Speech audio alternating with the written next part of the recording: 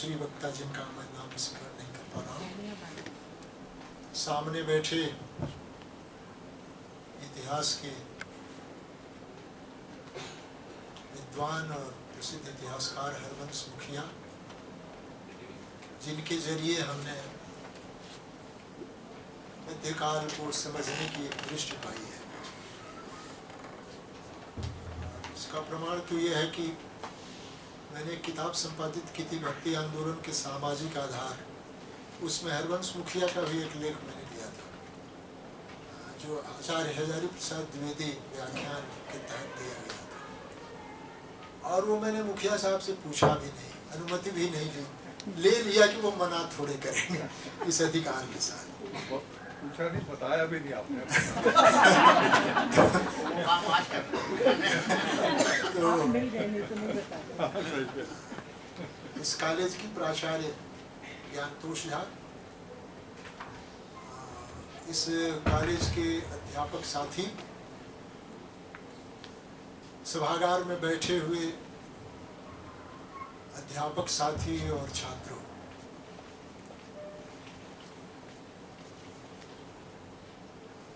मैं कुछ पारिवारिक कारणों से जिस मनः स्थिति में हूँ, उसमें भाषण जैसी कोई चीज बनती नहीं है। लेकिन ARST कॉलेज के साथियों का आग्रह और विश्वनाथ त्रिपाठी जी की अध्यक्षता में कुछ कहने का लोभ, इस कारण में आया। और एक वक्ता के नहीं जाने से कार्यक्रम में कई तरह के व्यवधान आते हैं, इसका भी ख्याल था। मित्रों, कबीर पर बातचीत शुरू करें।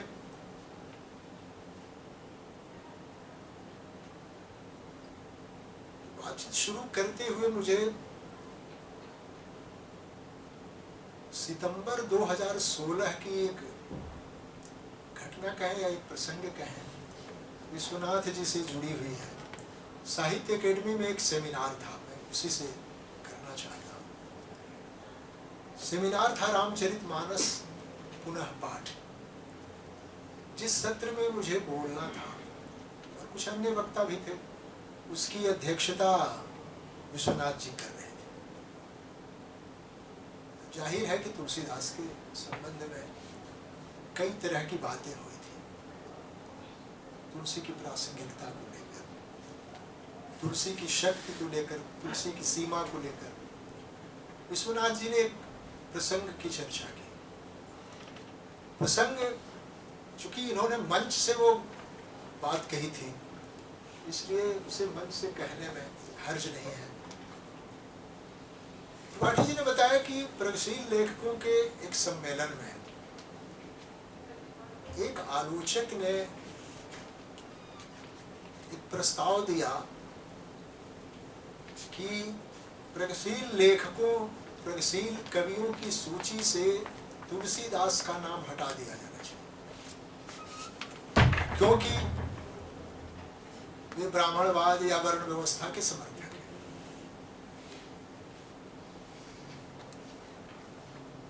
मैंने अनुमान लगाया कि हो सकता है कि वो आलोचक लखनऊ के हों। त्रिपाठी जी ने बताया कि जब वो प्रस्ताव देकर बैठे तो एक महिला मंच पर आई और उसने दूसरा प्रस्ताव दिया कि ठीक है, तुलसीदास ब्राह्मणवाद समर्थक होने के नाते या वर्ण व्यवस्था का समर्थक होने के नाते प्रगतिशील लेखकों की सूची से हटा दिए जाएं, तो मेरा प्रस्ताव यह है कि कबीर दास भी हटा दिए जाए, कि क्योंकि कबीर दास स्त्री निंदक है, स्त्रियों के विरोधी है। त्रिपाठी जी ने ये दोनों बातें बताते हुए कहा था कि जाहिर है कि दोनों प्रस्ताव नहीं माने गए और प्रगतिशील लेखकों की सूची में दोनों कवि आज भी हैं। मित्रों, इस घटना से मैं एक निष्कर्ष ये निकालता हूँ या एक बात कहना चाहता हूँ कि साहित्य को पढ़ने का तरीका क्या हो? क्या हम शेक्सपियर को जब पढ़ते हैं और खासतौर से मर्चेंट ऑफ वेनिस में यहूदियों के लिए जो प्रसंग है वो आप सब जानते हैं, क्या घृणा का भाव है, क्या उस वजह से हम शेक्सपियर की महानता को कहीं छोड़ते हैं? दुनिया में कई बार दुनिया के 5 सर्वश्रेष्ठ लेखकों की सूची बनाई गई, हर सूची में शेक्सपियर का नाम था। बावजूद इसके कि शेक्सपियर की जो दृष्टि थी यहूदियों के प्रति आज के समय के लिए, मनुष्यता के लिए या अच्छाई के लिए अच्छी नहीं मानी। टॉल्स्टॉय के उपन्यासों में आप देखते हैं कि सोवियत संघ के किसानों का जो जीवन है वो इतना यथार्थ चित्रित हुआ है और उसे पढ़ करके लगता है कि सोवियत क्रांति को तो होना ही था और वो थोड़ी देर से हुई। अब ये अलग बात है कि वो फिर असफल भी हुई 70 वर्षों बाद, लेकिन लगता है कि लेनिन ने यूं ही नहीं सोवियत क्रांति का दर्पण कहा था टॉल्स्टॉय को। लेकिन सारी समस्याओं की जड़ आप देखते हैं कि नहीं, कि अंततः सारा चित्रण करने के बाद टॉल्स्टॉय क्रिश्चियनिटी में ले जाते हैं कि सबका समाधान क्रिश्चियनिटी में। इससे क्या हम टॉल्स्टॉय की महानता को कम कर देते हैं?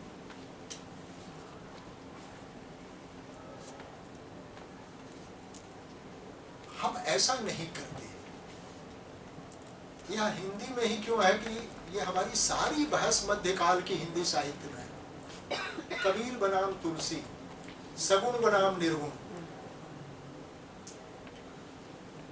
यह एक ऐसा आत्यंतिक दबाव है कि इसकी वजह से इन कवियों के दूसरे सारे आयाम छूटते हैं। मेरा प्रश्न है कि क्या भक्ति आंदोलन का एक मान्य विद्वान बैठे हैं, प्रमुख एजेंडा निर्गुण बनाम सगुण है या कुछ दूसरा है? तो मुझे लगता है कि कहीं न कहीं मध्यकालीन कविता को हिंदी में पढ़ने की हमारी जो शैली इधर के वर्षों में विकसित हो गई है, वह इस तरह से बनामों में हो गई है, बाइनरी में हो गई है। ये बाइनरी में पढ़ने की आदत, क्या इसे छोड़ना चाहिए और साहित्य को सामाजिक नजरिया रखते हुए भी साहित्य को थोड़ा साहित्य की तरह पढ़ना चाहिए? मैं ये जब कह रहा हूँ तो एक टेरी गल्टन की पुस्तक जो 8-10 साल 7-8 साल पहले आई, how to read a poem, उसकी शुरुआत ही जहाँ टेरी गल्टन करते हैं तो वो कहते हैं कि मैं अपने विद्यार्थियों में देखता हूँ कि वो साहित्य सिद्धांत की बात बहुत करते हैं, लेकिन वो साहित्य की बात कम करते हैं। पहला ही पैराग्राफ। फिर उन्होंने कहा है कि इसका दोष इन विद्यार्थियों का नहीं है, इसका दोष हम ही अध्यापकों का है। ये बात वो आदमी कह रहा है जिसने कहा है कि मैं पॉलिटिकली माइंडेड लिटरेरी थियरिस्ट हूं, उसी किताब में, उसी चैप्टर में। तो एक तो कबीर पर चर्चा के बहाने मैं आपका ध्यान साहित्य पढ़ने की जो हमारी पद्धति, खासतौर से मध्यकालीन साहित्य पढ़ने की जो हमारी पद्धति इधर विकसित हुई है और जिसकी आदत हो गई है, और जिसके लिए मैं विजय देव नारायण शाही के शब्द लेकर कहूँ तो हिंदी आलोचना में फौजदारी है, तो इस फौजदारी वाले दृश्य को थोड़ा बदला जाना चाहिए और वहाँ से हटना चाहिए और विचार किया जाना चाहिए कि क्या साहित्य को हम वैसे पढ़ें जैसे एक इतिहासकार पढ़ता है, साहित्य को क्या हम वैसे पढ़ें जैसे एक राजनीति विज्ञान का आदमी पढ़ता है, जैसे एक समाज शास्त्री पढ़ता है, या साहित्य को अपनी तमाम सामाजिकता के बावजूद साहित्य की तरह पढ़ा जाए? एक तो ये मेरा प्रस्ताव है। कबीर को और मध्यकालीन कवियों को पढ़ते हुए क्या हमें आत्यंतिक रूप से हमारी राजनीति की और हमारे समय की जो जरूरत है उस जरूरत के अनुसार साहित्य को पढ़ें, या साहित्य हमारी तात्कालिक जरूरत से कुछ ऊपर की भी चीज है? वो ऐसी जरूरत की चीज है जो जरूरत हमें प्रत्यक्ष होती हुई दिखाई नहीं देती। एक तो ये।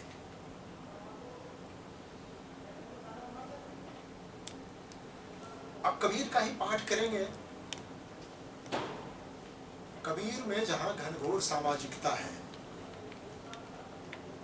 बहुत सारे पद उनके निकाल कर हम रख देंगे, और जिनकी व्याख्या कोई चाहे तो ठीक कबीर को जिस रूप में रखा जा रहा है उससे भिन्न रूप में रख सकता है। यानी कबीर अगर ब्राह्मणवाद के विरोधी है तो दुल्हनी गावहु मंगल चार, क्योंकि मेरे घर राजा राम भरतार आए हैं और आज मेरी शादी होगी और ब्रह्मा ब्राह्मण बनेंगे और 33 कोटि देवता बाराती बनेंगे और ये शरीर ही जो है सो वेदी है और सब कुछ है। आप देखिए कि इस कविता का पूरा मेटाफर, पूरा जो रूपक है, जिसे आप ब्राह्मणवाद कहते हैं, पंडा पुरोहितवाद कहते हैं, पुराण मतवाद कहते हैं, मनुवाद कहते हैं, वहीं से लिया। तो क्या इस कविता के आधार पर हम कह दें कि कबीर तो ब्राह्मणवाद के समर्थक हैं? नहीं, कविता असल में मिलन के क्षणों को, साहित्य में जिसे संयोग श्रृंगार कहते हैं, तो मिलन का जो आह्लादकारी दृश्य है, मिलन का जो आह्लादकारी क्षण है,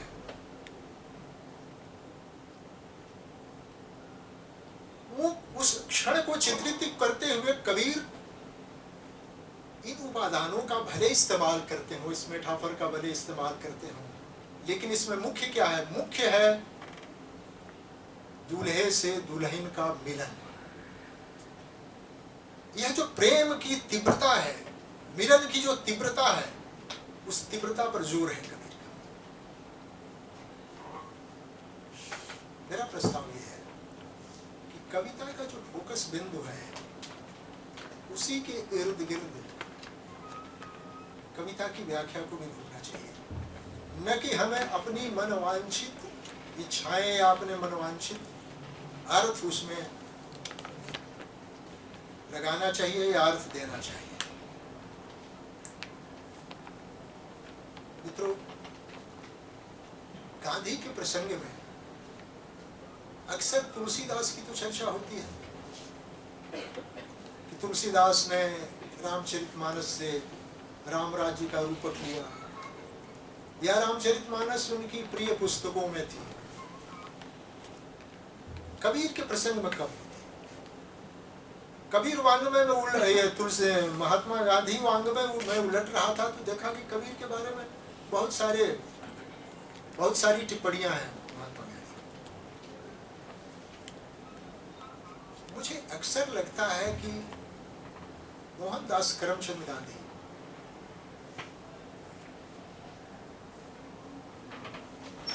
मोहनदास करमचंद गांधी को अगर भक्ति काव्य का,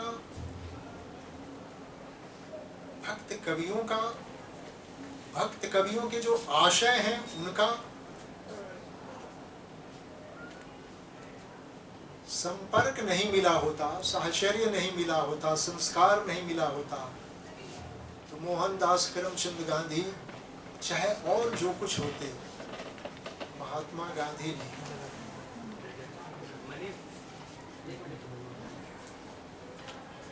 दुनिया के सबसे बड़े साम्राज्यवाद के खिलाफ लड़ते हुए गांधी के एक हाथ में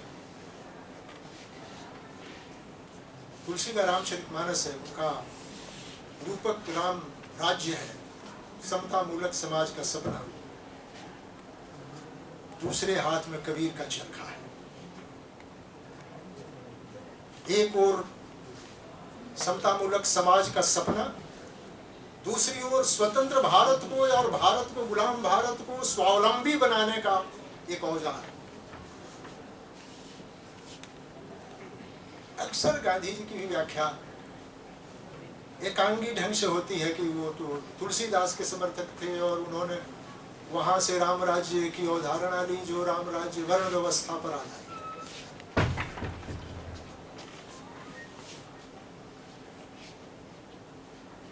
तुलसीदास को तो लिया ही, और तुलसीदास उनके प्रिय कवियों में से थे, लेकिन तुलसी के कबीर को भी लिया, कबीर के चरखे को भी लिया, और उस चरखे के जरिए उन्होंने दुनिया के सबसे बड़े साम्राज्यवाद को चुनौती दी। अपने दुश्मन को चुनौती देने का सबसे बड़ा हथियार क्या है? उसकी आर्थिक नीतियों को नकारना, स्वयं को स्वावलंबी बनाना। और जो समाज, जो व्यक्ति स्वावलंबी नहीं होता है, जो राष्ट्र स्वावलंबी नहीं होता है, वो भीतर से मनोवैज्ञानिक रूप से बहुत ही दबा हुआ, कुचला हुआ, दीनहीन होता है। आप देखते नहीं है गोदान में प्रेमचंद का जो होरी है, जब वो बार बार दौड़कर राय साहब के यहाँ जाता है, जमींदार के यहाँ, तो धनिया कहती है तुम क्या दौड़ते रहते हो उनके यहाँ, वो कुछ देते लेते तो है नहीं। तो होरी कहता है कि अरे भाग्यवान, जिस पांव के नीचे अपनी गर्दन दबी हो, उस पांव को सहलाते रहने में ही भलाई है। जो आदमी स्वावलंबी नहीं होता है, उसका यही मनोविज्ञान होता है। गांधी ने देश को, देश की जनता को और स्वराज को ये आर्थिक स्वावलंबन दे करके देश को स्वाभिमान से भरने की कोशिश की।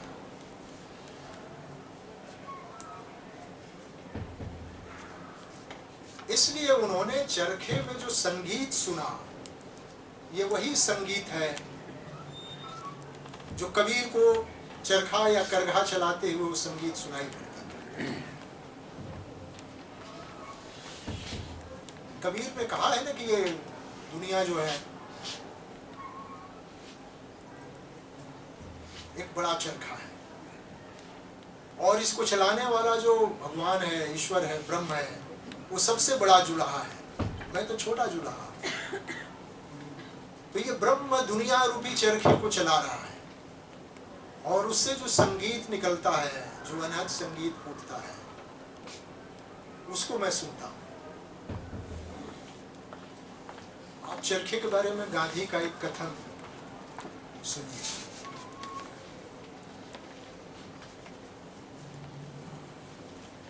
ये यंग इंडिया में 1926 का है।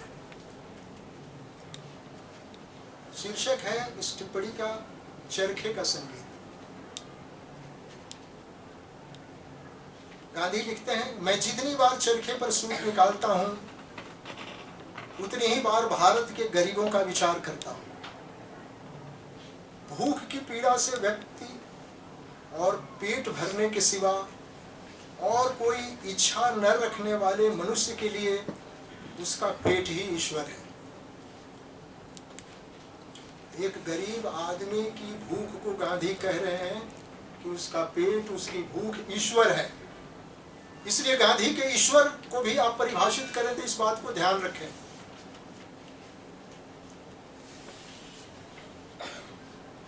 उसे जो रोटी देता है वही उसका मालिक है, उसके द्वारा वह ईश्वर के भी दर्शन कर सकता है।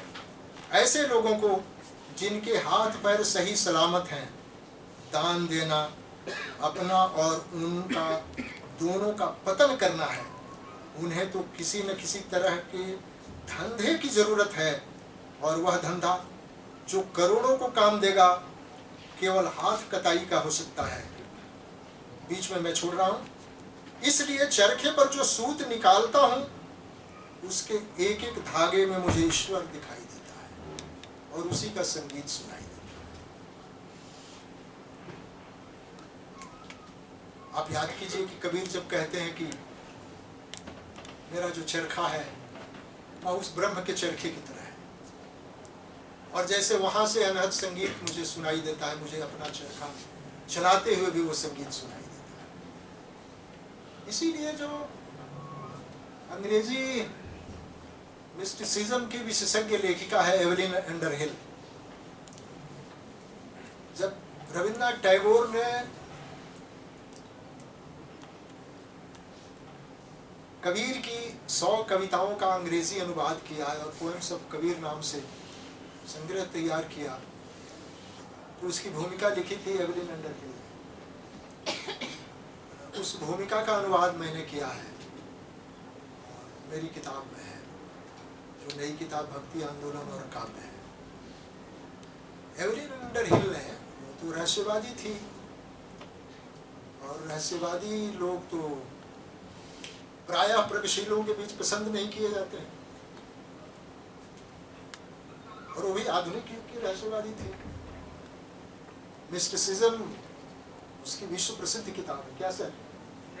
ठीक है। तो एक अद्भुत व्याख्या की है एवलिन अंडरहिल ने। त्रिपाठी सर, मैं आपका ध्यान चाहूंगा कि कबीर अपनी कविता में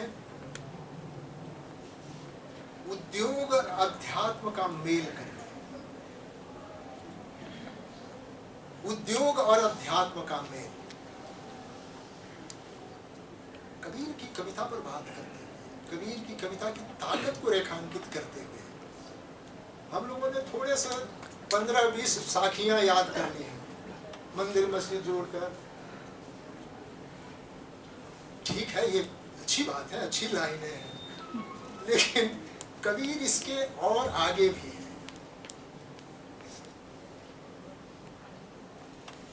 आप जब एवलिन अंडरहिल के इस कथन को ध्यान में रखते हुए कि कबीर ने उद्योग और अध्यात्म का मेल किया है, गांधी के इस कथन को ध्यान में दीजिए, मुझे ईश्वर का संगीत सुनाई देता है।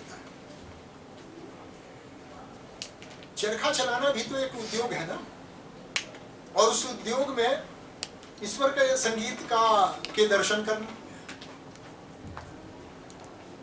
कबीर से लेकर एवलिन अंडरहिल और गांधी तक यह एक भारत के स्वावलंबी जीवन की एक ऐसी दास्तान है जो गांधी लिख रहे हैं और जो कबीर लिख रहे हैं। दुर्भाग्य से हमारे राष्ट्र निर्माताओं ने उस दास्तान का रास्ता छोड़ दिया।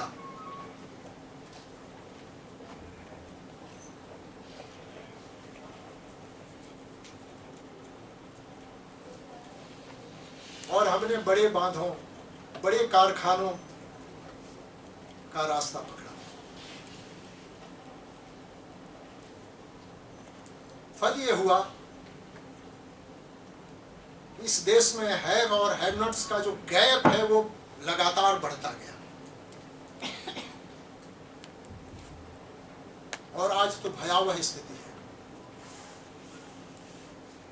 मुखिया साहब जब प्रोफेसर थे, त्रिपाठी जी जब थे, उस समय एक प्रोफेसर के वेतन में और एक चपरासी के वेतन में और एक स्वीपर के वेतन में बहुत अंतर नहीं था। लेकिन गोपेश्वर सिंह जब प्रोफेसर हैं, उनके वेतन में और हमारे यहाँ जो झाड़ू लगाता है उसके वेतन में पता कीजिएगा कि कितना काम है, और आप पता कीजिएगा कि इसके लिए हमारे भीतर बेचैनी कितनी है। एक अजीब खाया अघाया मध्य वर्ग पैदा हुआ है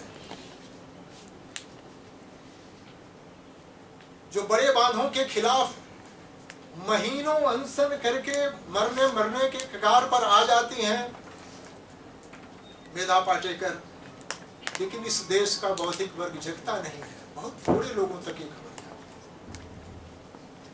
क्यों होता है? उन बड़े बांधों का जो निर्माण हुआ है, हजारों लाखों जो लोग विस्थापित हुए हैं वहां से, यानी वहां जो बिजली बन रही है वहां उस बिजली का उपयोग तो बड़े महानगरों में रहने वाले लोग कर रहे हैं, और वहां से जिन्हें उजाड़ कर बिजली बनाई जा रही है उनका जीवन अंधेरे में चला जाता है। तो यह जो विकास की नीति हमने अपनाई है,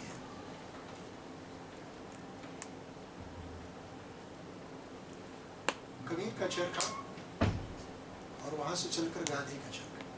मैं ये नहीं कह रहा हूं कि आप चरखे पर जाएं, मैं यह कह रहा हूं कि इस देश में जो कुटीर उद्योग का रास्ता था, जब बड़े बांध बनेंगे और बड़े कारखाने लगेंगे तो देश का एक हिस्सा उजियाले में जाएगा और दूसरा हिस्सा अंधेरे में डूबेगा।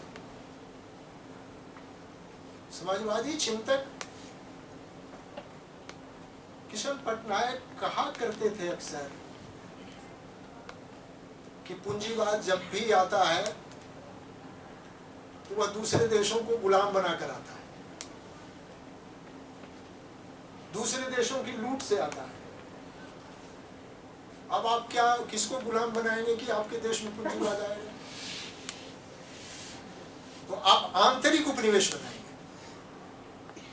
यानी नर्मदा घाटी को आप उपनिवेश बनाएंगे, दिल्ली को जगमग करेंगे। आप छत्तीसगढ़ को और झारखंड को और बस्तर को और उड़ीसा के आदिवासी इलाके को गुलाम बनाएंगे, उपनिवेश बनाएंगे और वहां की लूट से आप दिल्ली को चमकाएंगे या दिल्ली जैसे शहर में कुछ। तो यह जो देश के भीतर आंतरिक उपनिवेश बन रहे हैं, विचार करने की जरूरत है कि ये जो आदमी और आदमी के बीच जो गैप बढ़ता जा रहा है, कि कितने कम लोगों के पास इस देश की 70% पूंजी है।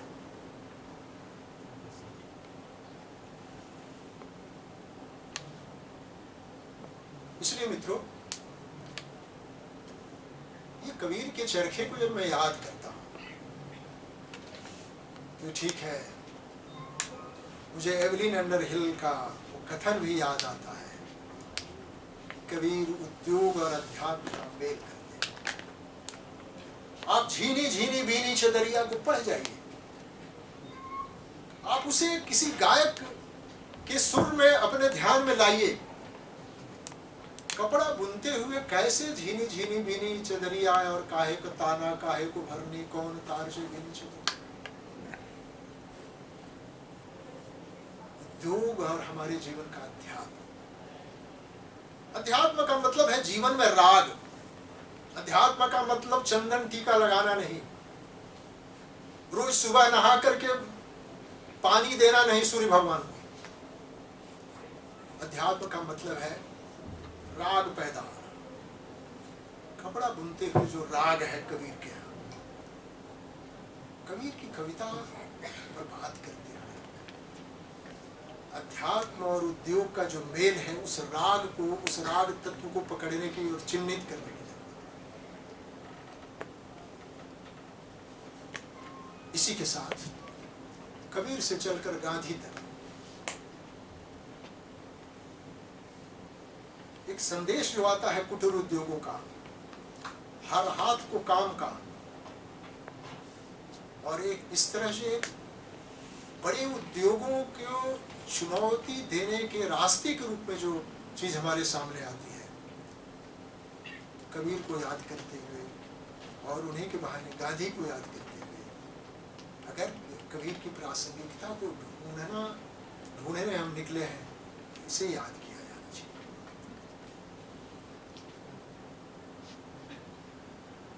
कुछ साल पहले एक फिल्म आई थी शबनम बिरमानी की, डॉक्यूमेंट्री थी, सर आपने देखी थी?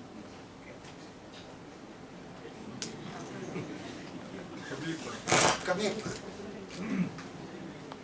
उस डॉक्यूमेंट्री में आप देखेंगे कि शबनम बिरमानी ने बिरमानी जो शबनम बिरमानी ने बिरमानी हाँ, तो शबनम ने जो उस फिल्म को आप देखिए, वह सिर्फ कबीर और कबीर की गायकी करने वाले जो हिंदुस्तान और पाकिस्तान के लोग हैं, जो कबीर को गाते हैं, बजाते हैं, और कैसे जो हमने हदबंदी बना रखी है